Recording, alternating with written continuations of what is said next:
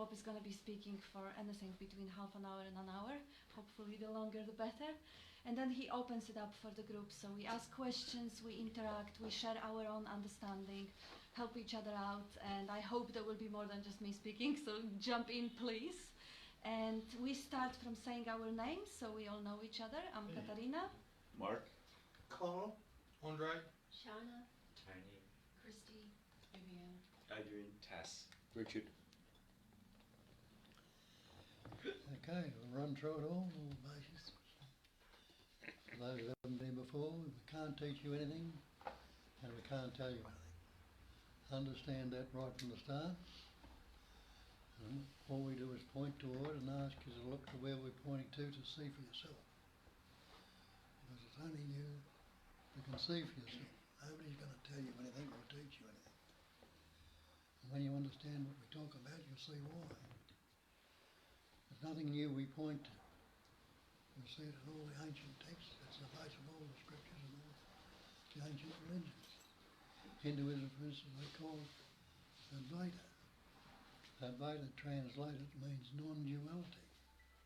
They try to describe non-duality by saying it's one without a second, not two, only the one. In Buddhism, they tend to do the same thing using different terms, but they say it's non-conceptual, ever fresh, presence awareness. And they add on to that just this, nothing else. Pointing out. That's this presence awareness, just as it is, without putting any concepts, ideas, or images on it. Christianity will say it's omnipresence, omnipotence, omniscience, total presence, total power, total intelligence. Not three separate things, but the totality of the one. And I tell you that. The Jews will tell you, "Hear, O Israel, the Lord thy God is one God. There is nothing other." They all point out as the one. But it's been obscured over the years through all the different concepts that are put on it and all the rest of it, and people miss out on that. Take the Hinduism again, Satchitananda, Nama, Rupa, the five factors. So we'll have a look into that. Sat is existence. Chit is consciousness. And Ananda is loving to be. And the other two factors, Nama, Rupa, is the name and the form. So have a look at that one. Anyone who's not existing right now, you know I'm existing. Anyone who's not conscious, or unaware, well, you know you're not unaware and you're conscious. Anyone who's not happy to be right now, so you're already that Satchitananda. You don't have to look for it. Somebody has to tell you. And the Nama Rupa is the name that's been put on you by your parents, or whoever told you you were so and so. And the form is the body which is expressing through. And it's saying the Nama Rupa, the name and form are Maya. They're illusion. And it's a phenomenal manifestation. And the definition of phenomena is that which appears to be. So all this name and form, and realise you put name and form on everything out there, is Maya. It's illusion. It's only seemingly so. So that's why we can't teach you anything or tell you anything. How is one illusion going to point out to another one what is really That's ridiculous, isn't it? So we go to this one and that one and read books and think we're going to find something or become something. And look at it in the simplicity. Becoming is not being. Another way of putting that Satchitananda is being, knowing and loving to be. Being is not becoming. So are you not being right now? So you don't have to become. But when you believe you are this separate entity and trying to become something, that's where the confusion comes on the stress, the anxiety, the fear, the misunderstanding, and all these beliefs we take on board that we've got to become something, we've got to become enlightened or realised. How can you when you are already that? And isn't that the Mahavakya or the great mantra? I am that. Innately you already know that.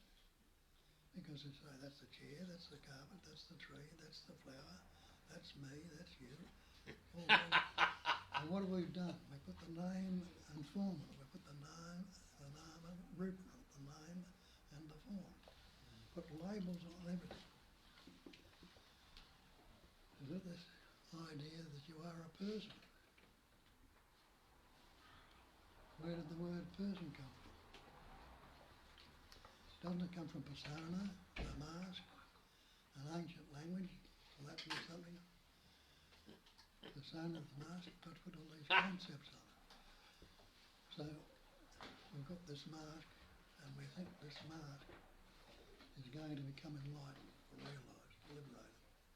A mask, a conceptual image, that's all the mask is. Image made up of concepts. And all these concepts are words. Doesn't it tell you in the Bible, in the beginning was the Word. The Word was with God, the Word was God.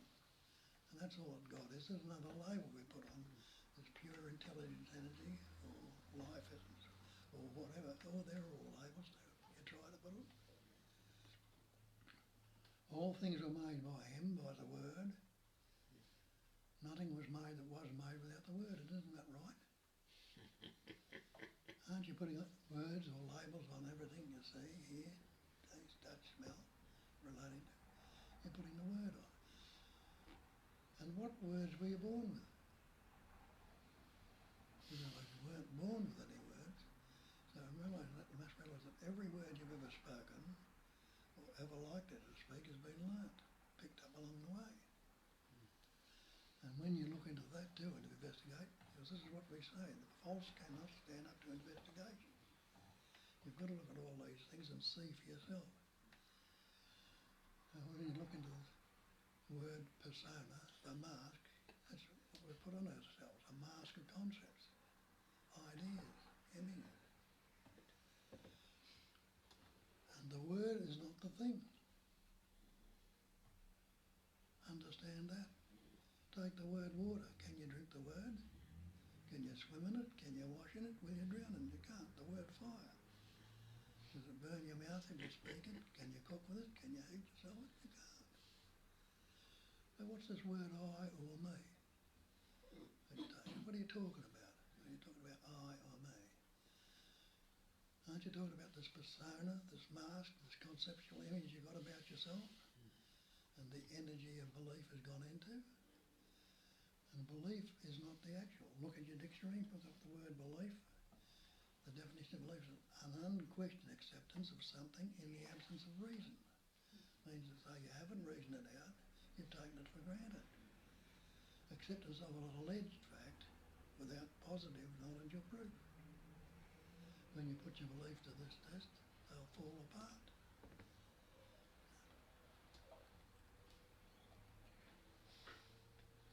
Now we've got this conceptual image based up on words, but I say every word you've ever spoken has been picked up along the way. And when I ask you, when did you begin? When did the word begin?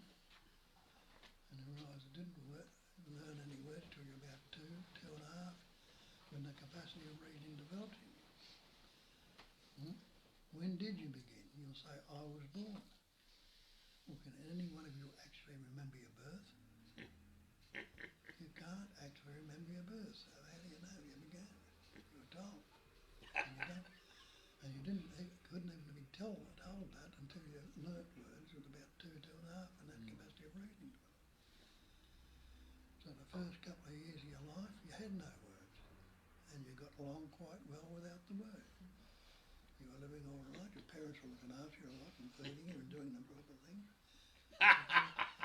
But you got on without the word. The livingness was there without the word. That's what you got to understand. That life essence, you can't say it began. But we'll look into it. We'll have again and see where it began. We'll go back as far as your father and your mother. That animating life essence, what I call intelligence energy, that pattern shaped and formed your father. birth, he was breathing. And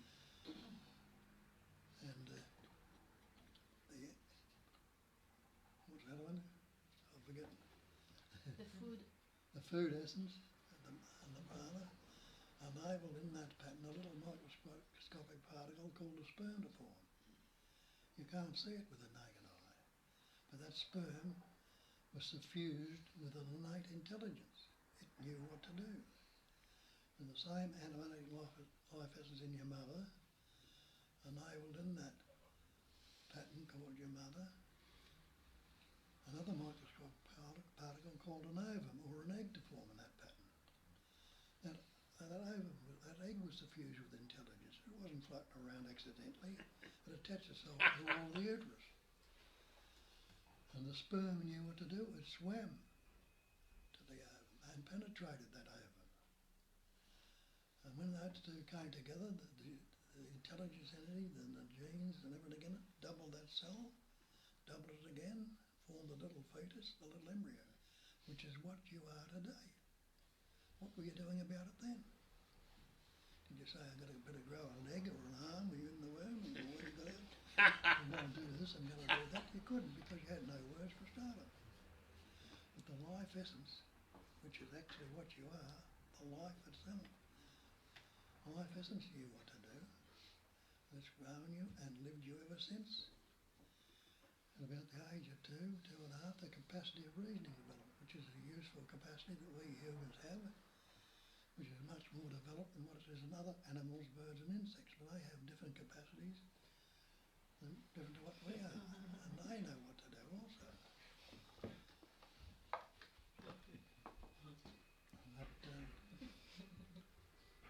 Like a bird has a different capacity than what we have. A bird has a capacity of eyesight that's much better than yours and mine will ever likely to be. It has the capacity of flying, which we can't do.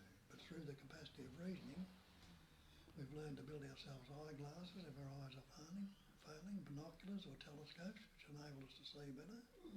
Planes, helicopters, balloons and things, kites and things like that enable us to fly.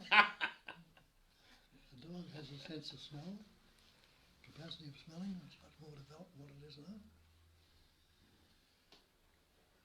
Chameleons can change colour, we can't do that. Grubs and caterpillars can form cocoons, and when they metamorphose in that cocoon, and out of that grub, which mightn't be the greatest looking thing in the world, it can come a beautiful a beautiful butterfly with all those colours in it. The innate intelligence knows exactly what to do. It's the same. It's the same with us. We learn words. And I say we don't learn words till you're about 2, 2.5. And every word you've ever spoken, ever likely to speak has been learnt. It's picked up or acquired. And you probably learn new words to this day. You've got a dictionary full of words you haven't learned yet.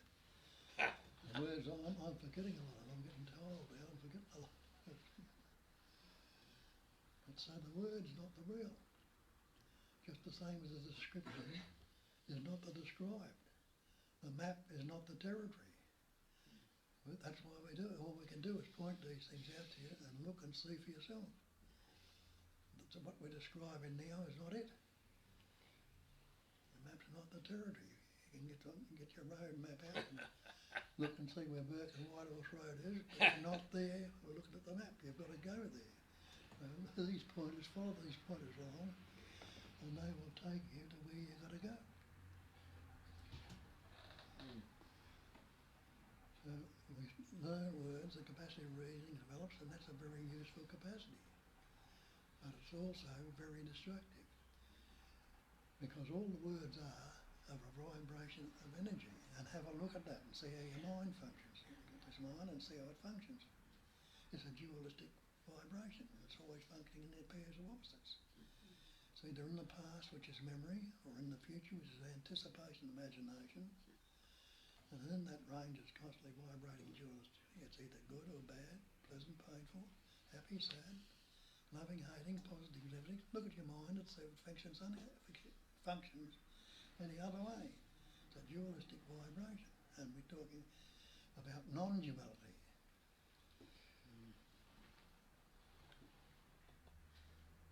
So when the child capacity of reading develops, he starts to learn words of his parents. Parents fuss around him, he learns telling me, little Johnny, you're a good boy, or you're not so good, and you do this, and you behave yourself, or you're angry, or you're don't do this, don't do that, and all this.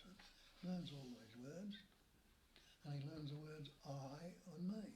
Parents tell him, you are little Johnny, and they read right through these words that I am little Johnny.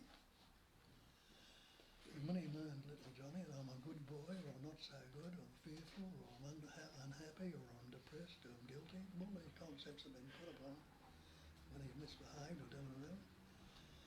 This conceptual image we get about ourselves. And that conceptual image brings about the sense of separation. With that sense of separation comes insecurity and vulnerability. And that's when our search starts. We can become secure or whole because we've taken on the belief that we are separate.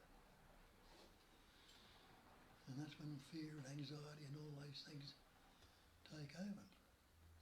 And Shakespeare told you a few hundred years ago, he says there's nothing either good or bad, but thinking makes it so. So thinking is the problem. And the Sargadata will tell you, nothing can trouble you excepting your own imagination. And when you investigate that, you'll see it's the truth.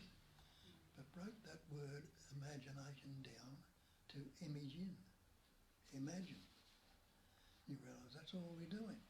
Creating these mental images or concepts, putting the energy into belief in them, taking them to be real, and suffer accordingly through the energy belief. So when little Johnny realised he's that separate entity, with that sense of separation comes vulnerability. So he's feeling very vulnerable. He looks out there and he says, that doesn't fit little Johnny. So that's not me. And when that comes upon him, he's not very insecure because he doesn't know what that is. So he can't be fearful of it, or worried about it, concerned about it. And all our psychological problems start from that point, relationship.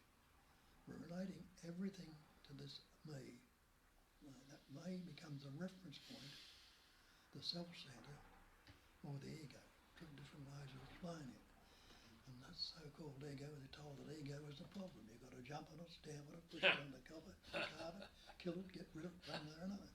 But we say when you look into it and investigate it, you'll see it never existed in the first place. It's a total fiction. And who knew about the ego more than a couple of years ago? I think it was Freud or something invented the term, didn't he? We've taken a belief in it, and everything becomes relative to that.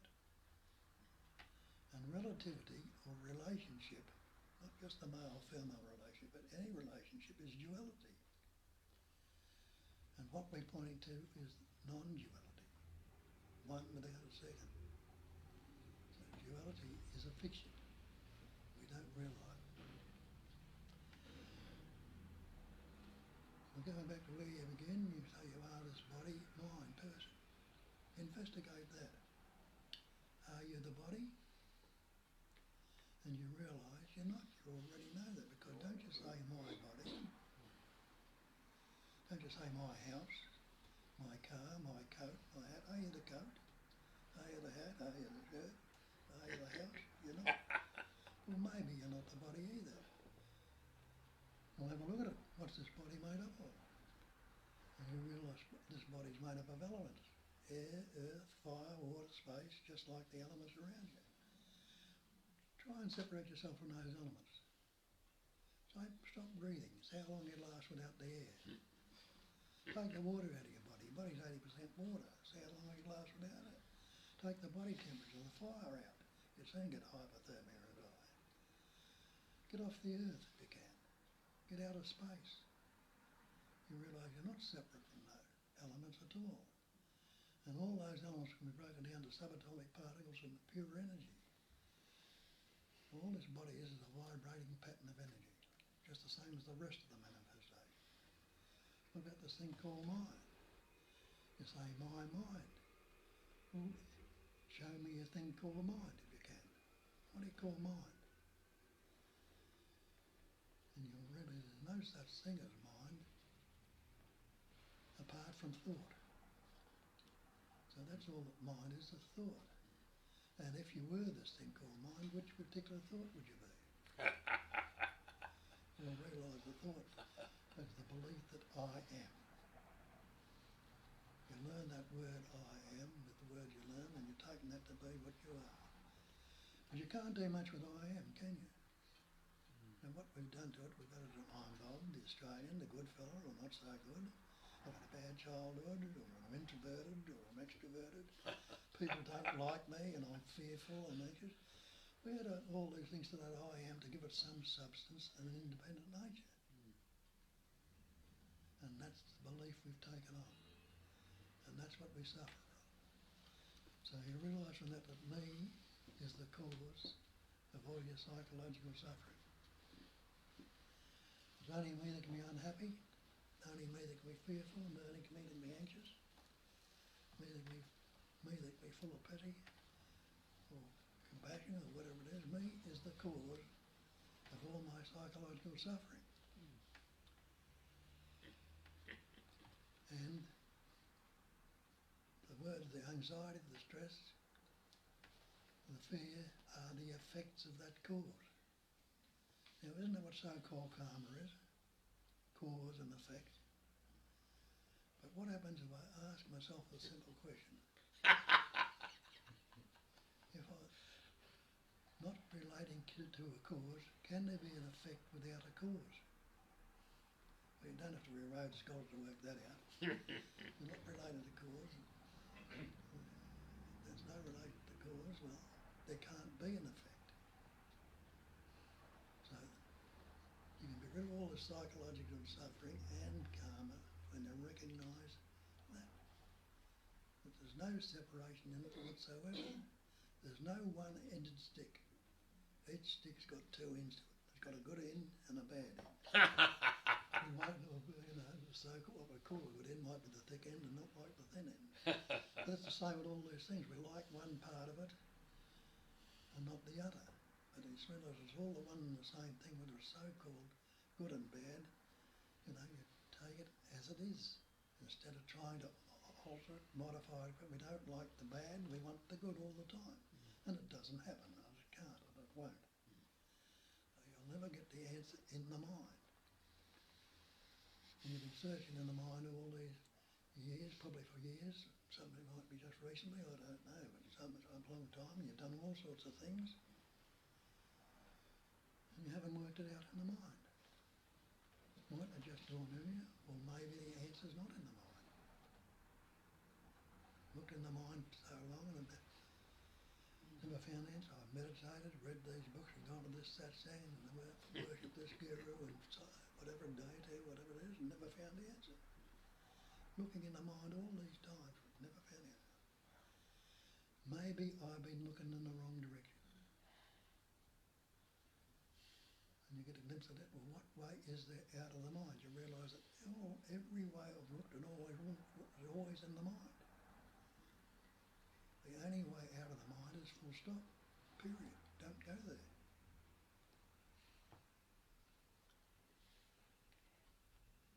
Ask yourself that, what is wrong with right now if I don't think about it? Well, to try and look at it, you've got to see what's there without a thought. And you realise there are periods which you've had taste of it all through your life, without the thought. And have you disappeared without the thought? You gladly give up the thought every night when you go to sleep. And it's not there. So it might just dawn on you. And that's what it's like. And sometimes it can be sudden, but sometimes it can be just like a dawning, like the sun rising over, coming up over the horizon, or the earth rolling away from it, whatever it is. And that dawning, you say, nothing I can say is wrong with this, it's just as it is.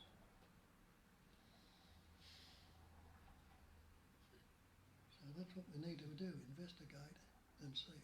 And they tell you that the answer was not in the mind, they'll tell you you'll never ever get peace of mind.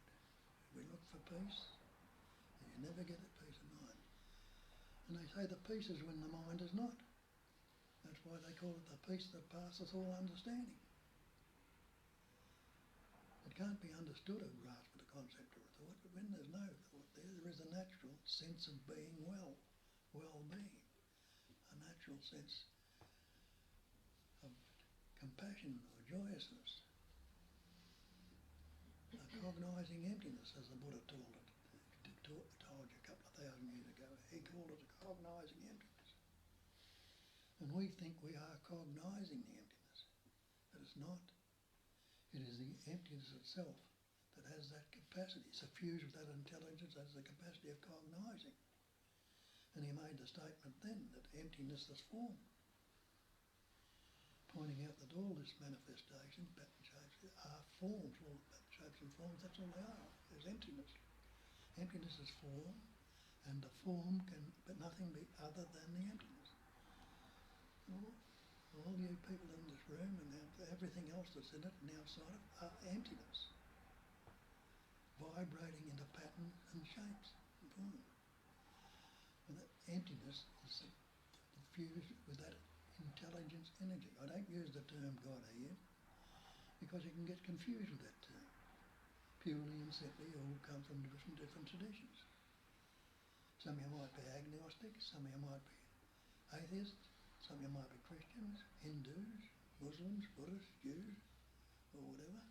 Start talking about God, you'll immediately relate it to what your traditional belief is, and so miss out on what we're pointing to.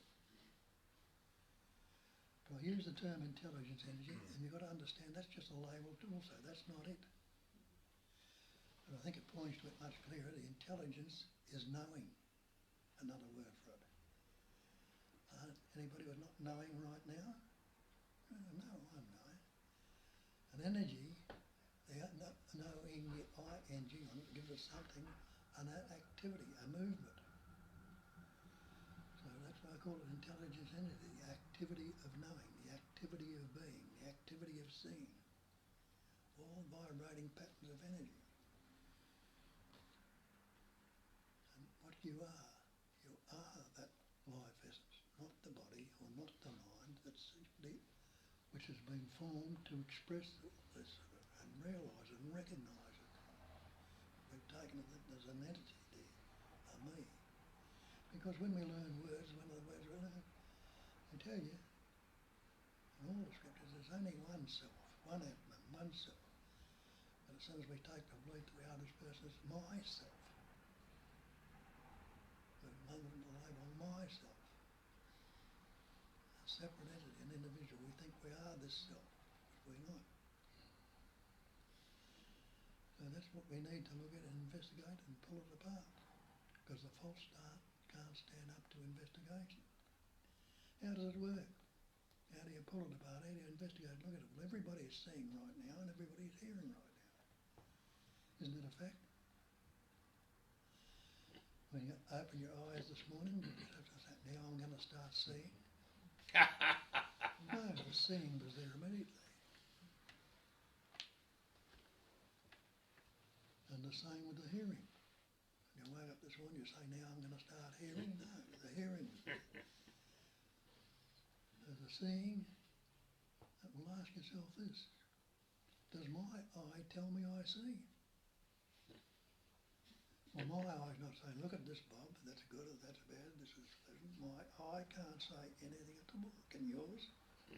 Investigate. But it is the instrument through which the seeing is happening. And it's translated by the thought, I see. Now that thought, I see, is no longer a pure seeing. Because what we've added to it, me, Bob, the Australian, with all his problems, with all his troubles, now thinks it has the capacity of seeing. Possibility. Same with the hearing. My ears not saying, listen to this, Bob, that's a good tune, and that's a lot of rubbish, you know, like that. He's full of crap. The ear can't say anything at all, but it is the instrument again through which the hearing's happening. It's translated by the thought, I hear. Now that thought I hear and thought I hear, I see, have been learned. Look at it a little bit further. Can that thought I see actually see? Shut your eyes and look around the room and see for yourself what you can see with the eyes closed in this room with a thought. You realise you can't see anything at all. You can picture images of what you think, you know, but the actual seeing with your eyes closed, you can't see anything at all. Put your hands over your ears and shut the sound off and see what you can hear with the thought I hear. So the thought I see cannot see. This egoic thought I see can't see. The thought I hear can't hear. Are you unaware right now? No. The thought I am awareness, I am is not the thought I'm aware is not your awareness. The awareness is there whether you're saying it or not. And the other one, the big one, the thought I choose, we think we choose our thoughts. Why the hell would you have an unhappy, miserable, or angry, or fearful thought if you could choose them? Anyone choose to be that way? You don't. But they come up. So the thought I choose can't choose.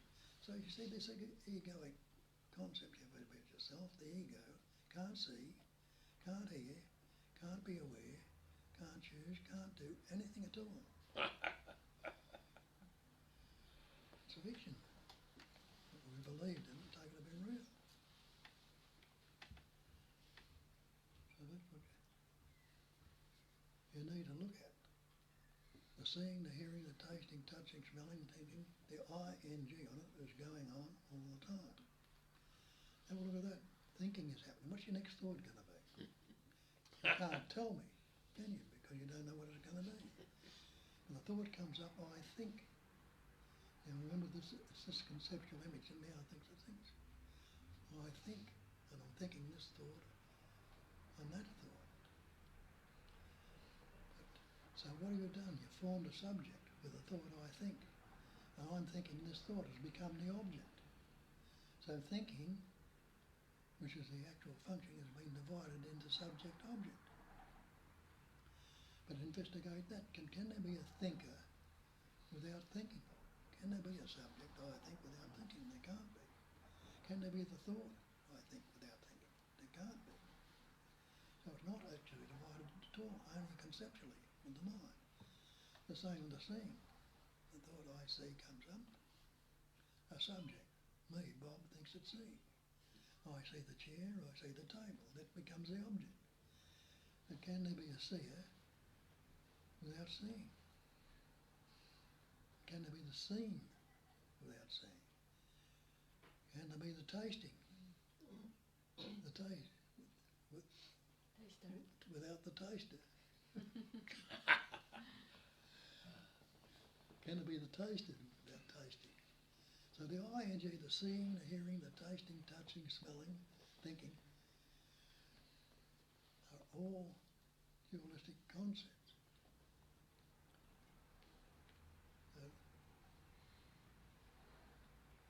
The thinking, the seeing, they're the actuality, but it's all divided into subject-object.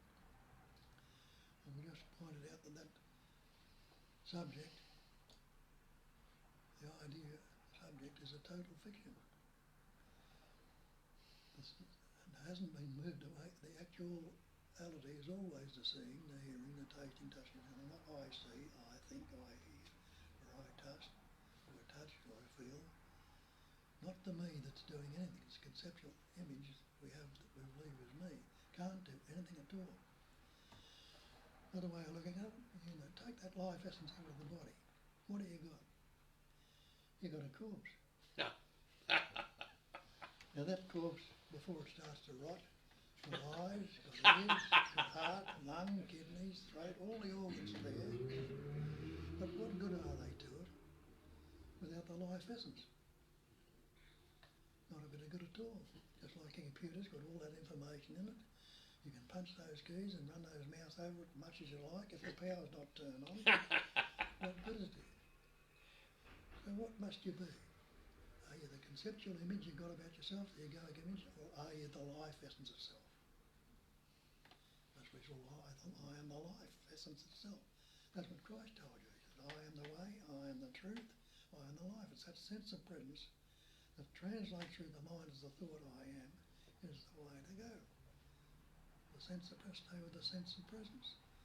People thought he was talking about himself. He wasn't. He was talking about that sense of presence. That's the way, that's the life. And everyone can say, I am. And the tunnel we believe that to be the personal self, myself, but it's not. And that's what you're asked to look at, investigate and see for yourself. Got any questions or any doubts or any arguments about it? Bring it up. Tell us how you're going with it. Everybody's had taste of it throughout your life. But we keep coming back. People come here and say, and they say, oh yeah, I saw through to me, but a couple of days later it came back. Well, how the hell can something that doesn't exist come back? It's impossible. That's why it needs to be recognised, recognised. They call it a cognising emptiness. Emptiness is form and form is emptiness. So to recognise, see it again, the scriptural saying that, be ye transformed by the renewing of your mind. What's that mean? Just reminding yourself. Drop the old habits and remind yourself that you are already that essence. That'll bring about the transformation that's necessary. Don't have to sit in meditation and all the rest of it. If you do, sit down and relax naturally, but trying to become something. Becoming, being will never be becoming. Being is the immediacy of this now. Becoming implies a future time. When you look into the concept of time, you'll see that's a fiction. If you ask yourself, is there a past? If I don't think about it, you can't say there's a past or a future without a thought. But you'll say, I was in the past. I'll say, okay, go back and try and live yesterday. Try and live a moment ago or last week. You can't live yesterday. You can recall it. You can't live a moment ago, but you can recall it. And the only actuality giving it is when you're recalling it right now in this immediacy. The same in the future. You can't live a moment in the future. You can anticipate and imagine the future, but you can't live a moment in the future. And when you're anticipating and imagining it, only in this immediacy. So people tell you you've got to try and stay in the now. I'll say try and get out of it. And when you look at it, you've never been away from this immediacy. That's what it needs to happen, a bit of investigation and see for yourself. Nobody's ever going to do it for you. And as I say, you've had taste of it, so away you go.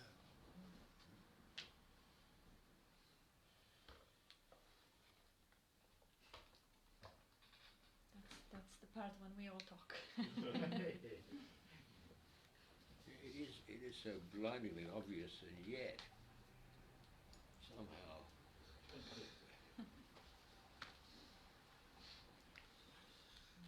the conditioning belief comes up.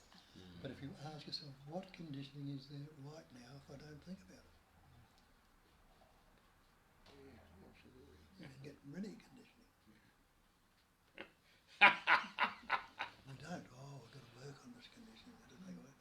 Come from our parents and so on. This, that, and that. We've got to build a story about it. Take the story to be real. And when the doubts comes back, like the doubt comes, oh yeah, I've seen it, but I don't see it now. What is it really? It's just another thought pattern that is saying, oh, I don't see it anymore, or I'm not that yet. Or maybe I was deluding myself, or any sort of doubt, any form it takes. It's just another thought. If it was spoken in another language, you wouldn't be bothered. But you think it's your thought, and you think it says the truth because it sits in your head. It doesn't really. It doesn't say the truth, and it doesn't sit in your head. So if you address every thought that question your true nature, which is always there under the thought. Yeah. we need a little machine that translates all thoughts into Russian.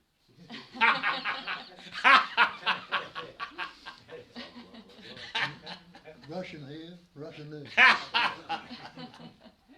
Russian into the future. Russian into the Don't encourage him. Yeah.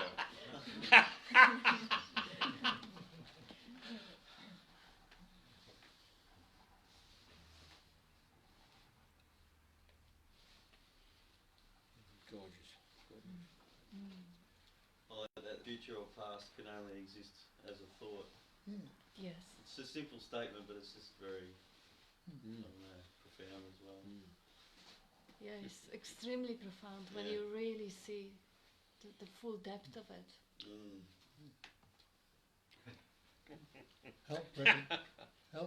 Recognise you. Take a look at nature. That's what they call the natural state. Looking for, as in nature. The Earth out there rolling around the sun right now. Tides are coming in and out. Seasons coming and going. Tsunamis, ice ages, everything are forming out there. Is there any big daddy in the sky doing all that? Or is it just a natural intelligence that's vibrating and rolling around doing all those things?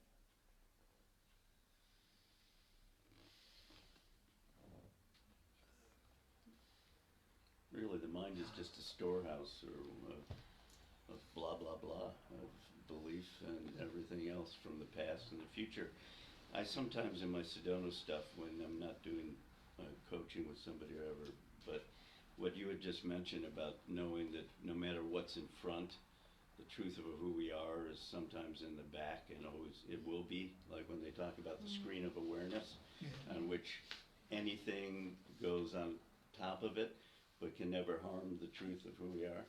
Sometimes I use, and you can, I don't know, you can get these online, but I got this on Amazon, but these are those 3D postcards. And no matter what is in front of here, when you surrender and relax your mind, there is something behind it. And the conditioned mind may say, oh, no, no, no, I only see this. I only see this on the screen. But behind it is that other image, you know, of which we are, which is that screen of awareness on which all this other play, as Shakespeare and others talk about, goes on. So, yeah, and once you know that, it's like in magic. I call it sometimes the mind is like a tragic thing. The mind loves to do sleight of mind. It loves to go, no, this is how it is and whatever. But when you actually know that in real magic, they're tricks. You have to sign in a non-disclosure for all these magicians that are out there because it's not real. And so when you finally see a trick done by one of these great magicians, and all of a sudden you realize no matter what they do, no matter what they say, it's not true. It helps you to understand the stories of the mind a little better and know that, sorry, that's not the truth of who I am. So it helps. And only then, when you Yeah. actually see the magician doing the tricks and you understand the tricks, only then you can fully appreciate the brilliance of the trick. Exactly. Because Yeah. otherwise, if you get fooled, okay, Yeah. that's the reality. You don't really see the full beauty. You don't see you don't enjoy it as it could be enjoyed. The way the dream is recognized and is still so convincing and it's so juicy and it's Yeah. so deep and it's so multidimensional. Yeah. And it's still a dream. And Yeah. how wonderful is that? Only then you completely fall in love with your own true nature, because it's that your true nature vibrating into that forms and shapes and patterns. And it's almost like a movie. I think I can't remember where it was, but somebody mentioned that they spent millions of dollars with, remember Gollum, the character in Lord of the Rings? They spent millions of dollars to make sure that the hair moved away so that you would see almost as if he was a character and you started to believe it. As you just said, the performance has to be so great for you to, because if anything were to go, that's not real, then you'd lose the story. That's right. Yeah. Yeah. It's interesting. And that's interesting because actually what Mark is doing here is he is managing the show Legends in Concept. And the show, we've seen it yesterday. And it is so well done that I could say the fakes are better than the real artists. That's when you appreciate it fully. That's when you see the full glam of the performance. Yeah, and the interesting thing is when people first see that it's a tribute artist, you know, the critical mind, the conditioned mind will go, yeah, that's not Elvis. or that's not, Elton John. But all of a sudden, it moves from the mind, and you never mind it. That's one of the things I think. You never mind that mind, and you move into the heart where the music is, and vibrationally, and all of a sudden, you don't think about it anymore because you don't think about it. So you're there with the performance, and you're enjoying it, and there's joy in there. Absolutely. Yeah. There's 700 people just laughing and jumping and really being in a state of being a child again. Yeah, and when they did the Village People, that I've done the show for a while.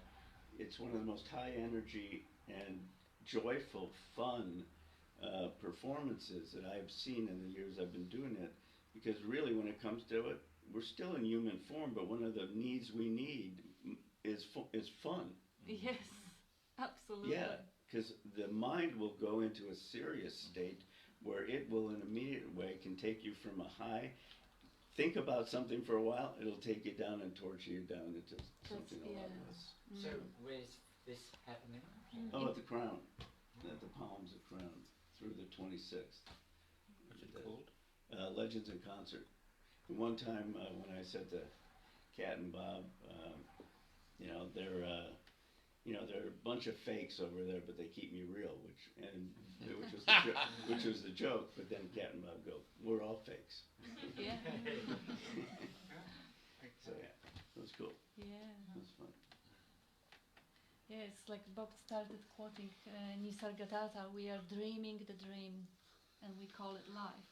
Or we are pretending to be human actors in that scenery.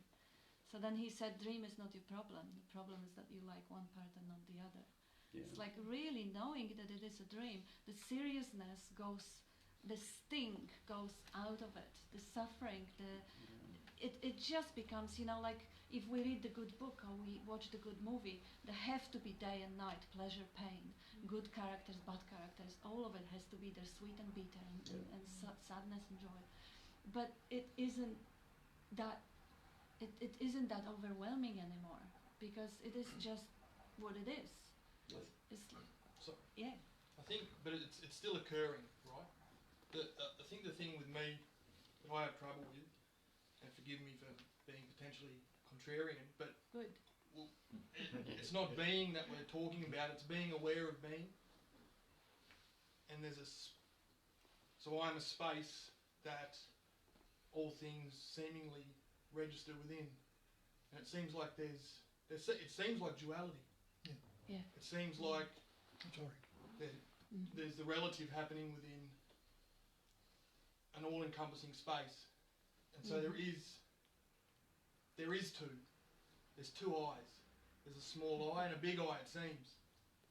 And the non-duality throws me, because I feel like... Wonderful question. We love questions like this. Yeah. Go for it, Bob. Well, not even one eye. It's a word. Yes. You see, if you're not translating it into words, that all appearance, see, the whole manifestation is appearance appears to be so, seemingly so, but it's not so. It's just the one essence, vibrating, pattern, shaping and forming, and appearing, expressing as everything, all different pattern, shapes and forms. But it's still only the one energy that's vibrating and expressing through them. And it's an amazing energy, the way it patterns. Well, look at that cat with all the stripes and things on it with different colours. Could anybody paint that? Do it to that extent? But nature knows what to do. A child, a little baby, you and me, and all the organs and nerves and everything in it and everything. Is there somebody else apart from the one intelligence doing it? Can you separate it one iota from any of it? Nothing's separate at all. It's all the totality appearing. I think the only thing that and here's my mind working obviously, here's the doubt. The only thing I get concerned about is negating the relative, negating the world of form, when it is also so beautiful. Does that make sense? So there's this tendency for us to zoom out and to sort of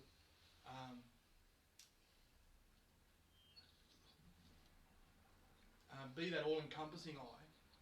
But I suppose I worry about the world of the relative world is like the world of multiplicity is there, Yeah. and it is lovely, Mhm. and it is it's I don't know I think I get concerned about negating It's not the variety and colour Mhm. of this experience we call existence. It's not a matter of negating anything. Okay. Yeah. I'm just saying, as I say, there's no one-ended stick. Each stick's got two ends. Yeah. So there's no, all this thing is the one, but two. It seemingly divides into good and bad, but it's not. It's still one end, one thing, Yeah. expressing in either way. How could you differentiate it? Well, it wasn't good. Could you say there was anything bad? It wasn't bad. Could you say there was anything good? It just wasn't. is. It just is. Yeah, it just is. It all is. Mm. And it all is as one essence. Happening, faking, performing, expressing, and everything. Yeah. And what are you? You are the essence itself.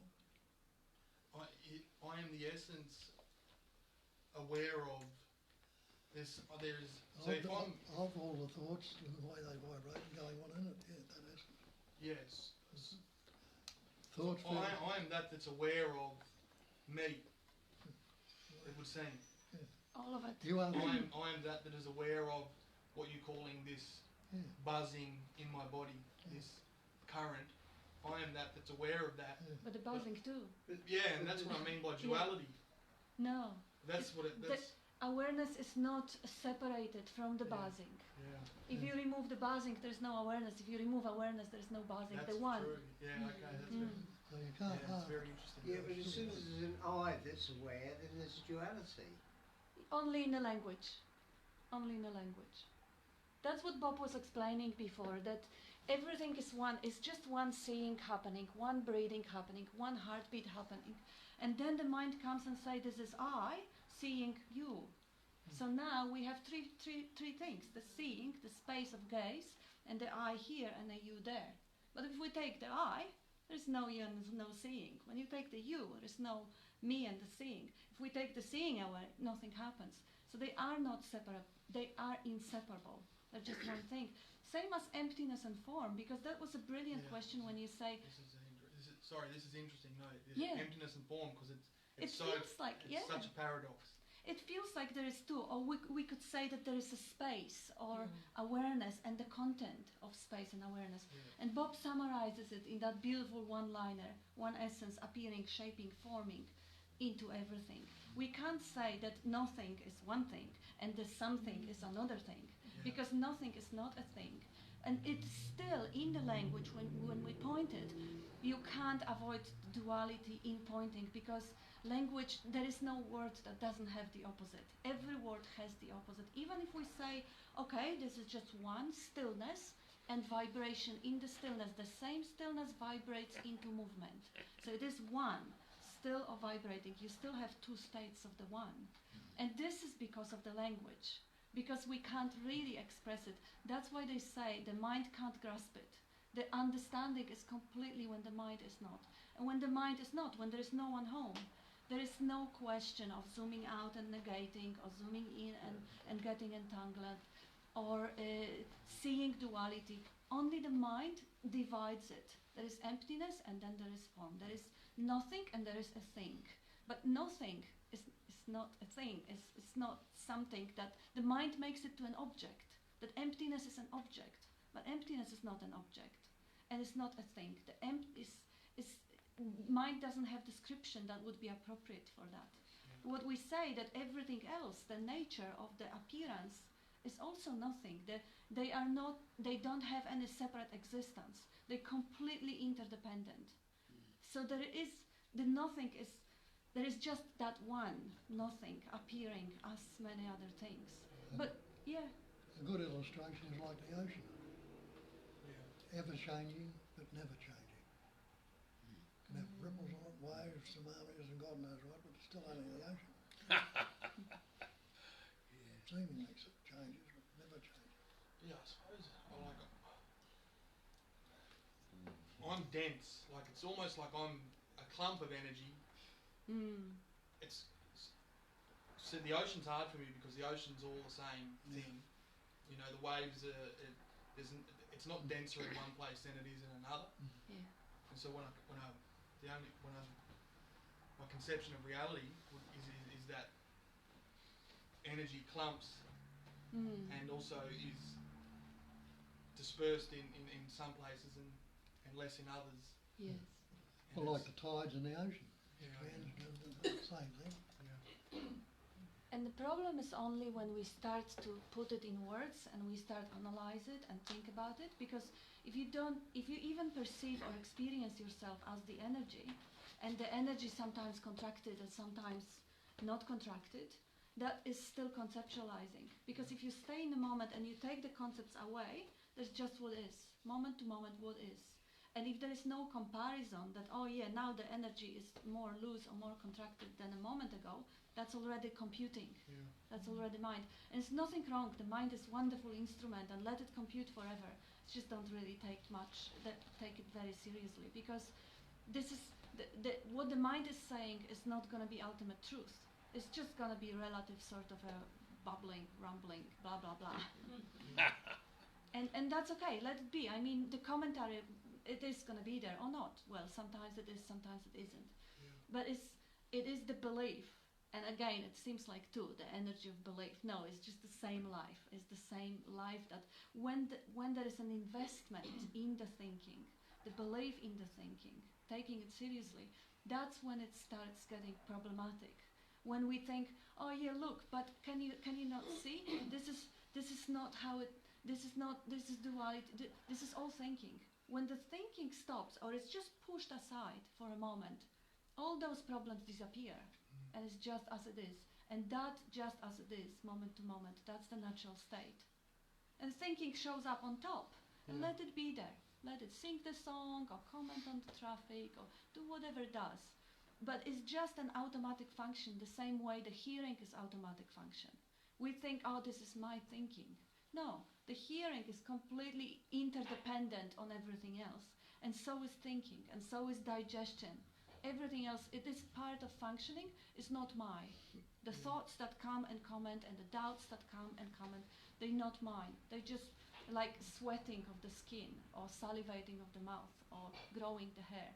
Just let it be. But the moment the belief goes into it, they become serious. Yeah, language fails us. Yeah. Exactly. Yeah. Yeah, the energy of belief, as Kat said, it makes it seem really real, but it's unreal.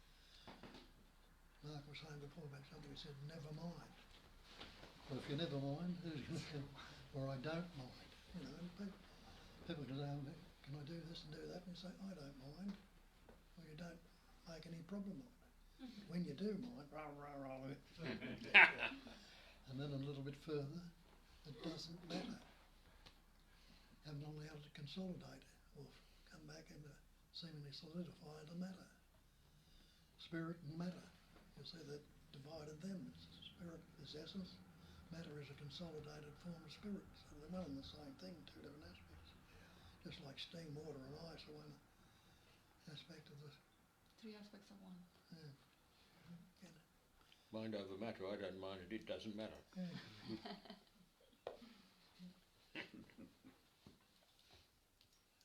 Got these conceptual images and the belief we put into them make them seemingly real.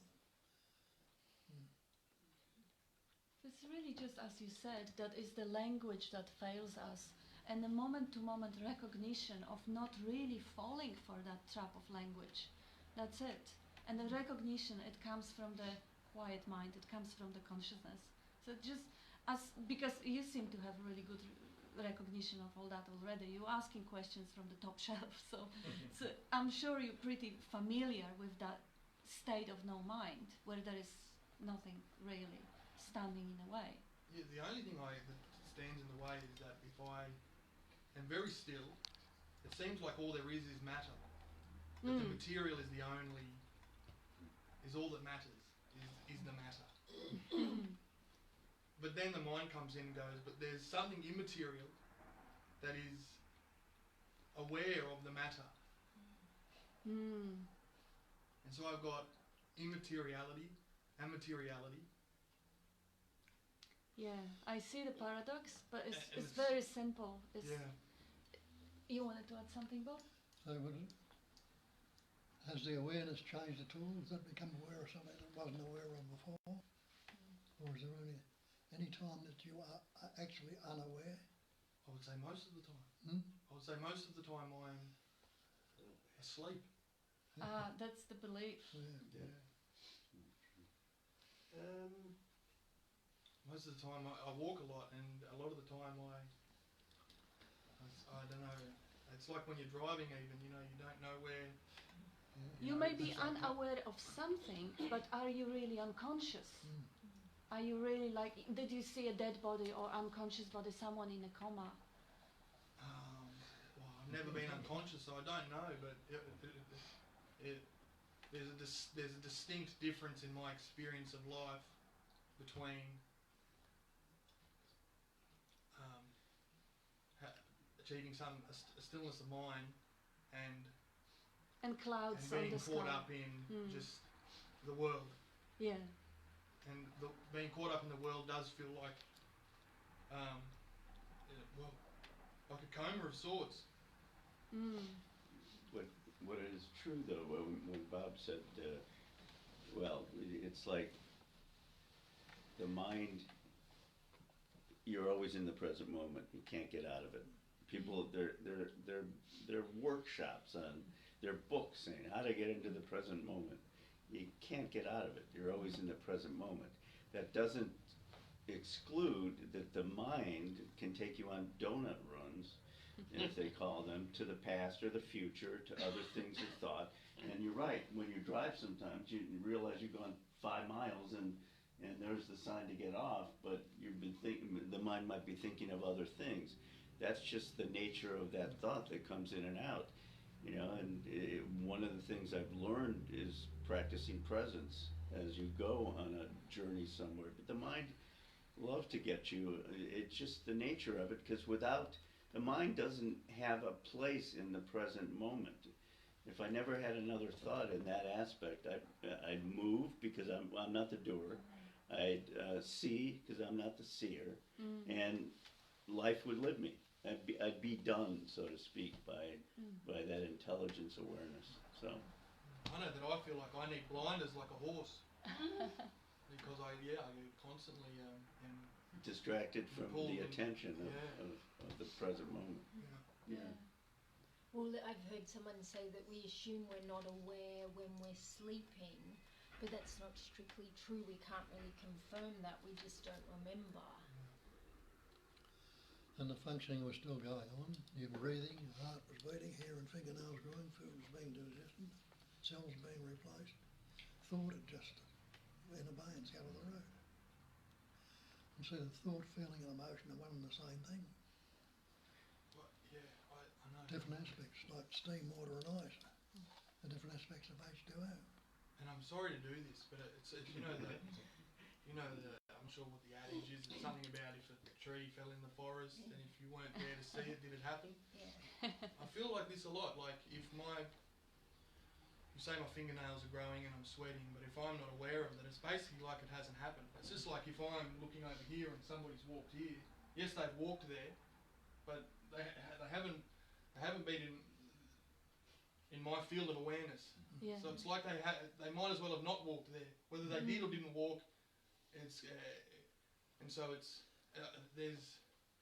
There is a relationship going, it's like relative to. it needs to happen within this space of sensation in order for it to be true. It would seem. The whole manifestation is transient. It's constantly changing. You haven't got the same body you walked into this room with.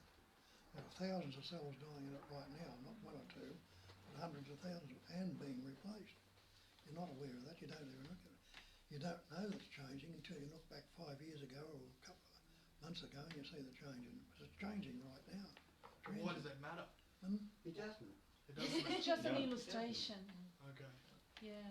Yeah. Because we habitually relate everything to the me. So if I see it, it exists. If I don't see it, or if I believe it, if I believe in God or angels, they exist. If I don't believe, they don't exist. Even if I believe I have a cancer and I believe in a cure, I may cure myself. That sort of relationship goes on. But from this perspective of consciousness or space, it doesn't really matter what the individual believes. It doesn't matter what the individual bubble, the personalized world contains. It still is in constant movement, dance, change. Whether you know it or you don't know it, it's not that knowing. But I see a question, and that's an important and a beautiful way Bob is answering that, the awareness of being. Sometimes the awareness of being is obscured by imagination. Sure. Constantly in the head, imagining this, that, or the other, future, past. And Bob compares it to the clear sky, when the clarity is there, or the clouds, where there is almost, one could say, now there is no sun, I can't see it, it's just so far away. The radiance of being is completely obscured by the clouds. But it doesn't mean it disappeared. It is still there. Yeah, but it's not. Well, not for the person, Yeah. not for the individual. But if you see that individual is just a narrative, that narrative started when you learned the language. Before you had enough words, there was no reasoning capacity, there was no narrative. But then the narrative started, 2.5, 3-year-old, and as you go further, you learn more words, you have more commentary, and learn the language is constant repetition. So suddenly that narrative started accompanying you all the time. So it felt like that's my voice, that's my utmost inner self, that voice in the head that comments. But it is not, it's the commentary. It's just another capacity, it's a default mode network, some network in the brain that does it. It's not you. So if that narrative tells you, oh, there is a difference between form and emptiness, or I'm not seeing the sun right now, or it's clouded, or I'm gone in the mind, this is just a talking going on. The awareness, the realization or the recognition is stepping back from that madness and seeing that madness without changing it, altering, modifying, quieting down, taming. Let the mind do whatever it wants. Let it go crazy. You are not the mind. This is the recognition. But the mind can't get it. The mind is already there in the madness, in the content. The recognition is basically disidentifying, or is the consciousness that suddenly looks from beyond, not from within the theater, but from beyond. So, and then whatever the mind does doesn't really matter, and it's not fed anymore with attention. So the individual, the me, can't do anything, but the potential of recognition exists moment to moment. And sometimes being reminded, like having the pointers, like Bob is throwing pointers, it kind of anchors that recognition because it quietens the mind. The only message for the mind is just, don't try. Don't try and seek, don't try to resolve it, don't try to understand it. Surrender. Surrender, or just do nothing. Just because you are nothing. You're just a bundle of commentary. It's just a habitual mode of operation, which is, one could say, faulty, but it's not faulty. If not for that, we probably wouldn't have the civilization like we do. For whatever reason, life expresses this way. So, and another aspect is, if it didn't express this way, if it didn't identify with that limited form, the awakening wouldn't be on the menu. And this is the paradox. It is This the is where I paradox. got caught. This is so, because it's like, sorry. No, I was just going to say it's interesting when Bob was talking about at age 2 and stuff, a child starts to get all these things, but a little later, the child's mind starts to ask one question that is consistently spinning around, and it's the question, why? Like, hey, well, I'm going to go here. Why? Well, because you're going to, but Story. why? Yeah. And I want to do, but why? This And is also it's a very the beautiful thing, It's though. the endless, but it's the Absolutely, endless loop it of is. wanting to know, but eventually it takes on the conditioning of the mind it wants to know an answer, but the answer will never be found in that conditioned mind. Yeah. And that's the thing. So I've gotten to the point where if something comes up, I just go, so what? I know, but So then, what? but where do you? But your mind is a gift, and it's a beautiful It is. tool. It's so powerful. Yes. And it's hard not to. You don't want to demonize. No, It's No. like I it's have creative. friends who are Greek Orthodox. Yeah. And they have priests in their family, and generally the Orthodox community seem to be quite anti-intellectual, because it's all about their stillness prayer, their prayer of the heart. Wow, I know that. But there is this. I'm a thinker. I'm curious. Mm. I want to know things. I think a child asking why shouldn't be. This is beautiful. No, it's not a negative in that, but that's how they are curious about life in a joyful way. They're not suffering. Later on, that same mind to somebody who doesn't retain that wonderment and joy of what's that and what's that, it wants to know an answer to be safe, to be okay, and to not suffer. And that's a avoid different thing. feeling. Children are in joy with why. Yeah. You know why? And it's totally later of how do I know that? What can I do to to get rid of this worry or this concern? Totally different. And that's the thing, when the whys, the hows, what for, when come up, that's, instead of full stopping and seeing as it is, we're looking for the answer in the mind. We think the mind will throw up an answer somewhere along the line. It's like this message, it's not talking to any body, it's not talking to any mind, is it? That's it's right. talking to that awareness, that spaciousness, and stirring that so it can start to sort of see through what you're not. And that's the key point, see through of what you're not. Even if you go to the mind and you go to, thanks for asking those questions. And Yes, the they're beautiful. Really help me, the questions and the answers. Sure. But if you go to the mind and you go to quantum physics, this is where all the scientists are finding, there's the double slit experiment where consciousness affects the outcome. So it depends on whether someone's looking at the experiment or not, what happens. So it's like you saying someone walks behind me, does it happen or does it not happen? Well, consciousness does affect the outcome at that level, and this is pure science, this is pure mind at its best. And also particles exist in different places, they can't say where it exists, there's a probability function. It's only a collapse of the wave function, it's only when you look, the wave function collapses, you can say the particle's there. And now they say the particle can be at two places at once. So this is all pure mind, And they are validating entangled. what we're saying about consciousness. Because that is what we're talking about, aren't we? We're talking about pure mind. No, not no mind, but pure mind. Pure mind, yeah. Which is, they call no mind because there's no concepts going on. Right, which is the narrow mind.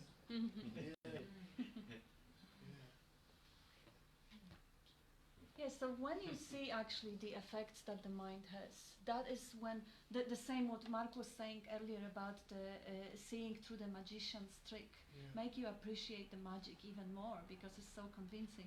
The same happens with the mind. Mind is beautiful. The capacity of imagination, the capacity for art, the capacity for creating the whole world, the stories, every single story, every moment is so potent with the stories. This is gorgeous. But when it binds you, when it takes you for the ride, when it takes you for the trip for self-pity and inferiority and that inner void that makes you want to add and fix it and make therapy on yourself, you're not good enough, that's where, it doesn't have to be this way. It's like the tail wagging the dog. Yes. You can love the mind without having the negative side effects. Yeah. But there couldn't be any mind or anything at all if that life isn't Right. happening through this form with all the nerves and sinews and brain and all the rest of it. They're not a bit of good on their own without life. Life is a pure intelligence energy, or whatever you like to call it. It's really helpful when you always bring it back to that for me, Bob, because I can somehow mostly get kind of lost in thinking about what you've said and comparing it to what you've said, and then when you just bring it back to none of it would exist without the life force, it just catapults me right back into what's happening right now. Beautiful. Yeah. Relatedly, it just seems that what happens in dreams is that one's looking at in sleep, one's looking at the dream, which is of objects. Then you drop into deep sleep. And I think in deep sleep you've got awareness, but it's the awareness of no thing. Yeah, there's no object. There's no object. It's nothingness, actually. And so sleep seems to oscillate between somethingness and nothingness, and spanned by awareness in both cases, overarched by awareness in both cases. Yeah. I I just want to quote quickly from that wonderful Zen book that you have where it said, I've been chewing on this for days now, but emptiness is not non-existence. Yes. Yeah. And they often say, and this is another paradox, but it's a helpful paradox, that the universe neither exists nor not exist. It's not one or the other. Just like Bob is often showing the reflections in the mirror. They there, but try and go and grab one. Yeah. They're not there. So trying to solve the paradox that it is one way or the other is again coming back to the language, to duality, to the mind, and that's where the answer is not. That's the one thing that is certain. The answer is when the mind is not, because mind is a vibration. So vibration cannot grasp the stillness, because obvious reason, like the sound can't grasp the silence. It is, yeah. I think that's the beautiful thing about paradox or contradiction, is that everything comes to collapse. Exactly. Yeah. Yes, I love that. It's very crazy monk, you know, iconoclastic Zen, Yes. you know, where it's all, you know, you have to show the black and the white and then smash them together and realise that there's no black or white. That's right. Yeah. And it's also what happens at the Crown. At the end of the show, this collapse. That's it. Yeah. And when you say, Andre, when you say you are a thinker, you love to think. See, that's what actually got Bob on the path. He is a thinker. He's an intellectual, and so am I. And so it's probably half, if not all, of the group, because that's the attraction of the pointing. The pointers are so to be used by the mind because they defy the logic. They actually, the way he's presenting, look, you can't be the body. Body is just responding and reacting. Environment is made of elements that can't be separated, and so on and so forth. For those type of personality pattern, often the case is that you do have to wear the mind down. You do have to get all your whys out, and you have to get them defeated. And when the mind is completely tired and it's completely cornered by many, many, many ways, that's when it surrenders. I relate to this a lot. It's just like going through and beyond. Yes. You can't defer. Yeah. A lot of us, I think, we try and defer. Yeah. We try and move away from, but it's almost like you need to go through and beyond. Yes. I even noticed this with materialism, like the more you realise that things don't make you full, you can only realise this by acquiring them. Yeah. Yes. And only by acquiring them and going, oh shit, this doesn't make me any more complete. Beautiful. Only through that process, it would seem, can you start to let them go. Yes. But you have to go through and beyond. It's fascinating. The Millionaire School of Enlightenment. Not everyone has to go this way.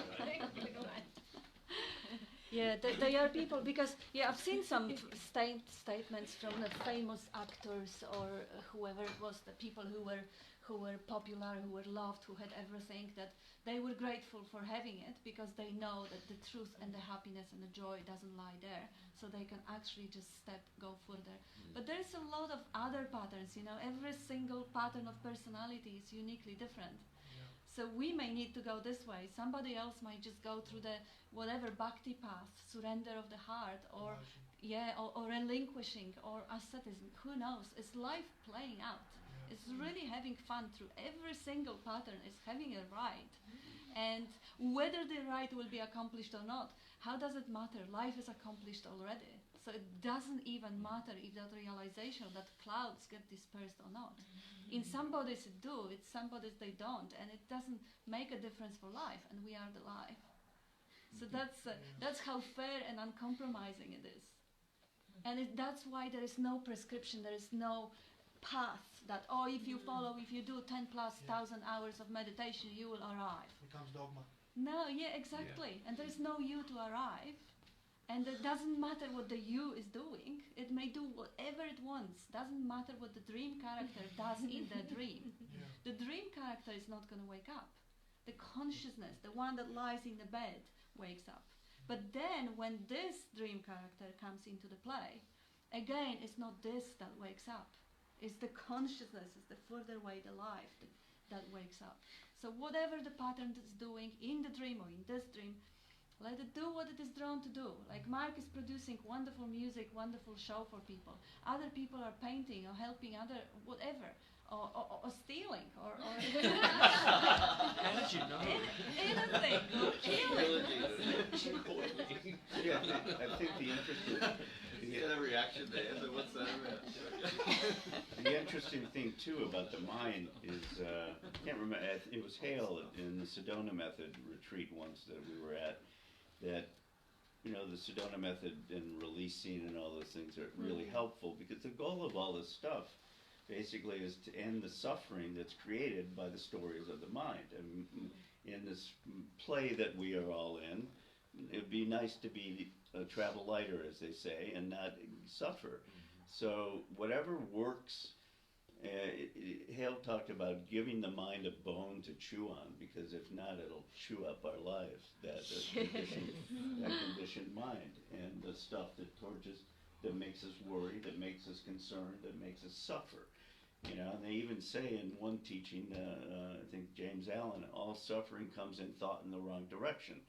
You know, I'm more of the thing of, you know, take my thoughts, please, like Henny Youngman. You know, take my wife, please, because really thoughts will create a story that from the conditioned mind that has the potential to cause suffering.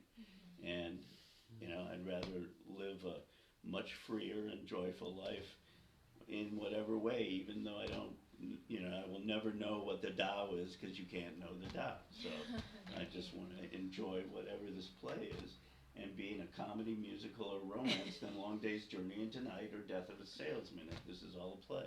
Beautiful. We have a comment from someone who is watching us, Rayman.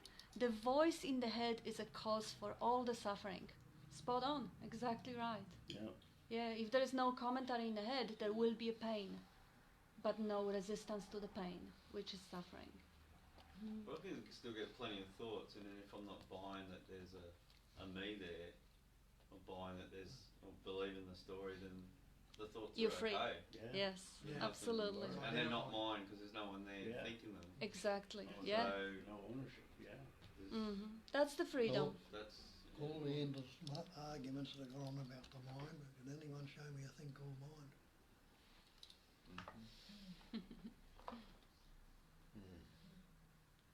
True. Yeah. Everyone shows you silence. What about the idea of choosing a big problem to occupy the mind? So you set yourself a huge goal, a big problem that you want to solve. You're not doing it, life does it. It's best just to sit back rather than choose a huge, huge goal that's going to occupy your full mind and keep you busy. You can't choose it. You You only take credit. Sounds like you You can't do anything. You're just an observer. Yeah. Yeah. Of myself, I do nothing. Yeah. So it feels like you are choosing the problem, and it feels like it is a problem that is gonna, you know, keep your mind busy and you're gonna be better off and so on. But it's only the feeling and it's only the commentary that tells you that you are the chooser. In fact, life inspires you with that story. Just like life inspires musician to create the music. But the musician says, no, I did it. I created it. That starts early childhood also. When the little boy or a little girl paints a little drawing and shows it to the mommy, and mommy knows that the child knows the drawing just happened. The child doesn't know how it happens. The hands were playing on the paper, and the mommy says, oh, wonderful, you did it, and gives all the appreciation, all the approval to the child. So the child very, very quickly learns how to earn approval, how to earn quality attention, and it starts taking credit. And then everything it does later on, I did it, I made a mistake, or I did the right thing, or I got the right choice, or a big problem, I choose it. But the life, it's like you don't know what's your next thought gonna be. That same way, that big problem that you choose to occupy the mind, it comes out of nowhere, out of the source which is everything. But then again, it's probably important not to get the mind in the way and go out looking for that big problem and then pushing to find one. It's probably better to sit back and just have the intention and wait for it to come. Yeah. There again. You know, and I sure wish, I sure wish I was the chooser, because I sure would choose and if this is all illusion, I sure would choose a different illusion. You know, that I would, based on what my thoughts would be. But this is what it is. I'm not the chooser, I'm not the doer, I'm not the thinker, I'm not the feeler, I'm not the seer. But the mind, this conditioned mind, thinks I'm ruling all of this stuff. And, you know, you get to the point where you're finding no me instead of finding Nemo. Nemo. We have another comment from Nazar Ghazi. Isn't it the belief, in the belief that I am separate being, that cause the suffering? Without the belief, who suffers? Yeah, it is. It's the same thing. The me, the I, is the narrative self. So whether there is a narrative or there is, that's it. Sagara says there's only life, nobody who lives a life. And life lives on life. Because out of life, more life comes continually.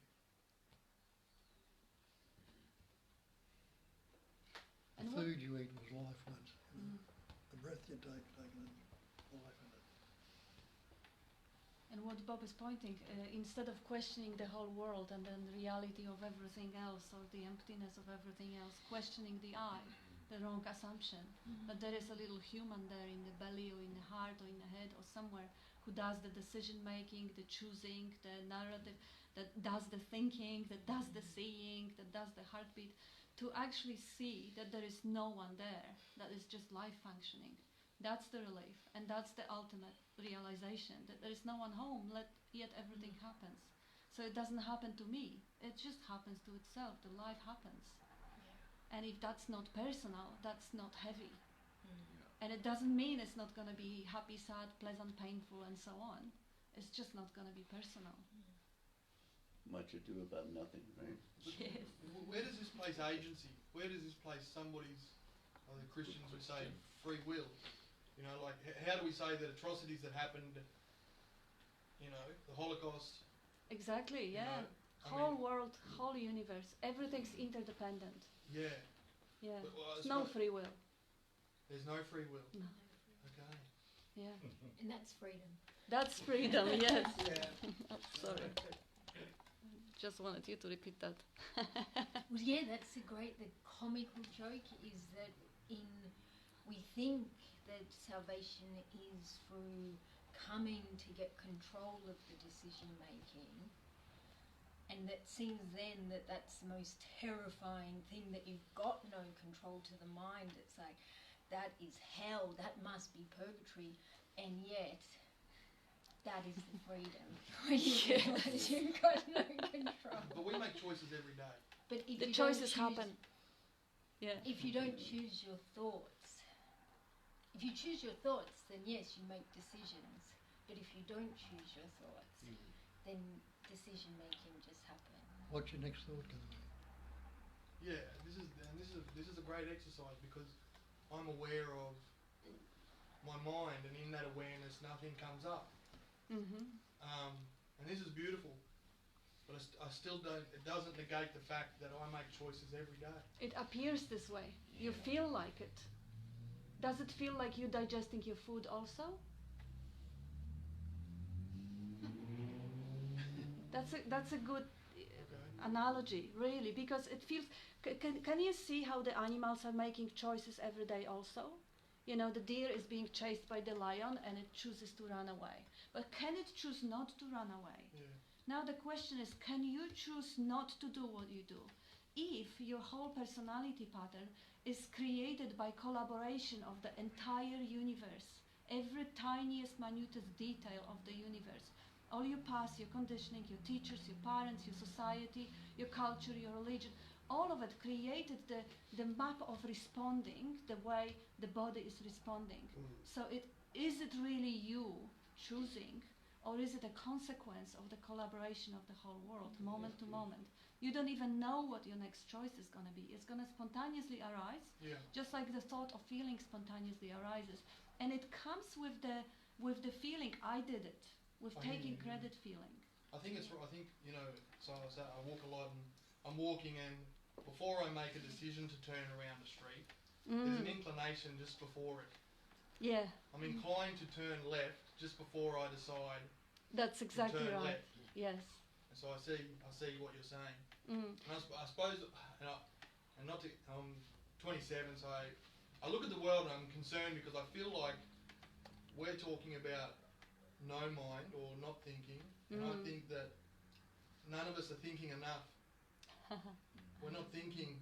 That's exactly what I come from the country, I come from Mildura, and there'd be a significant proportion of the population that they are only concerned with,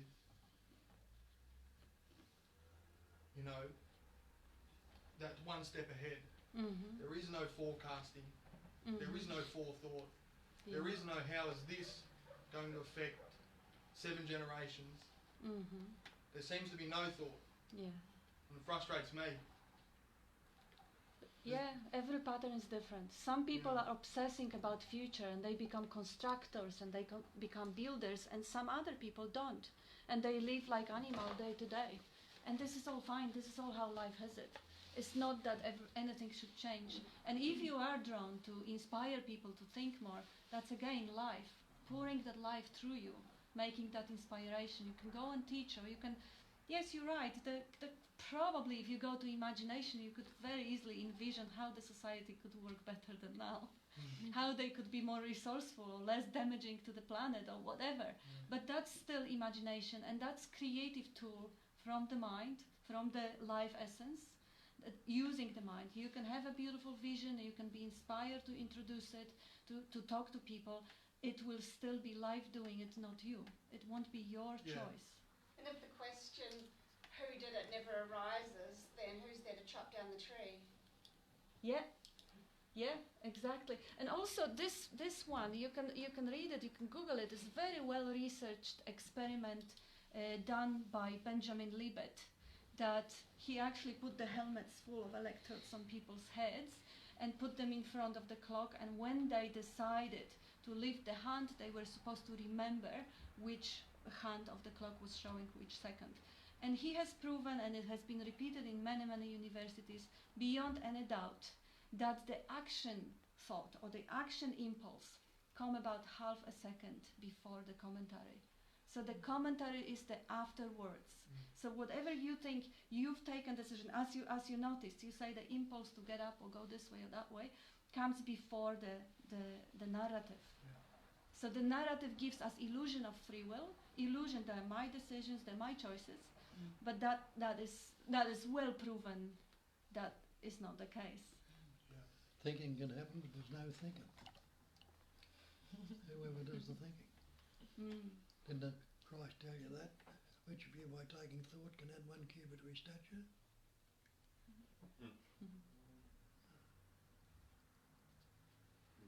Can do what with a cubit? Add to it. An inch or something like that, a measurement of mine. Is that Okay. a Rubik's cubit? And then, yeah. What is it? What else they say? I forget it all the time.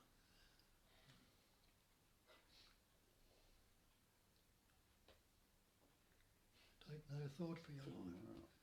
What you shall eat, what you shall drink, what you shall wear. Your Father knoweth you have need of these things. What you hear by taking thought can then know. Look at the birds in the field. They don't sow crops and then reap them and gather them into barn. The lilies in the field, even Solomon in all his glory, wasn't arrayed like one of those. You know, and even before Christ and all the, you know, really the Aramaic Bible is more of a mind treatise of the original Bible with dealing with the mind. But, you know, Marcus Aurelius in his meditations and stuff, I just remember that line, and it was confine yourself to the present. It's been around a long time that we all gathered to go, you know, how do we stop suffering? What's going on with the mind? Who are we? What are we doing here? All these questions of which, you know, people are trying to find the answer in a mind that doesn't know the answers. Or translate it. We can't. Yes. Well, it's all related to the believed in entity. Yeah. There isn't a separate entity or an individual. It's all one essence. And if that's the case, because this is also something to highlight the lack of free will thing. If that's the case, that the life through the people creates the climate change and destruction of the planet and the Holocaust and all of that, then no one is to be blamed. It is again the whole universe collaborating.